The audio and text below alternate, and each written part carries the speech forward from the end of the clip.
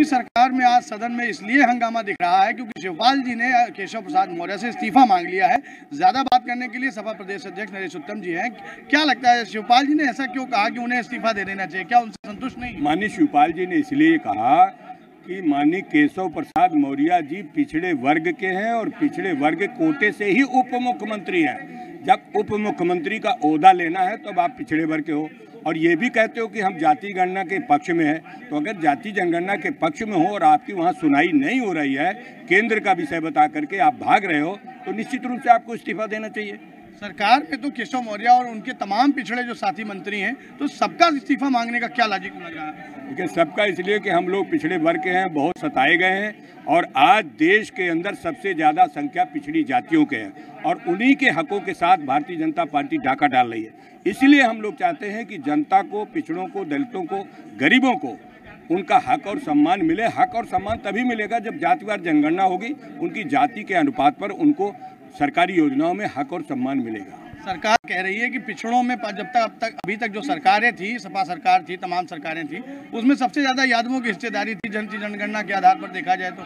अब उनसे पीछा छुड़ाना चाहती है सपा। भारतीय जनता पार्टी एकदम गलत बयानी करती है। जब माननीय अखिलेश यादव जी ने विधानसभा में योगी जी से कहा था जो 46 में 56 की बात करते हो वो सूची दे दो, अखिलेश जी के द्वारा मांगी गई सदन की सूची आज तक मुख्यमंत्री जी नहीं उपलब्ध करा पा रहे हैं और गलत बयानी करके गुमराह करना चाहते हैं। लेकिन दूध का दूध, पानी का पानी इस बार 2024 में होगा और पिछड़ों के साथ, दलितों के साथ, अल्कलियत के लोगों के साथ या समाज के गरीब लोगों के साथ जो पक्षपात हो रहा है, वही पक्षपात इनके हटने का कारण होगा। कहीं यूपी में जाति जनगणना का असर बिहार की तरह तो नहीं हो जाएगा? होगा और फुस।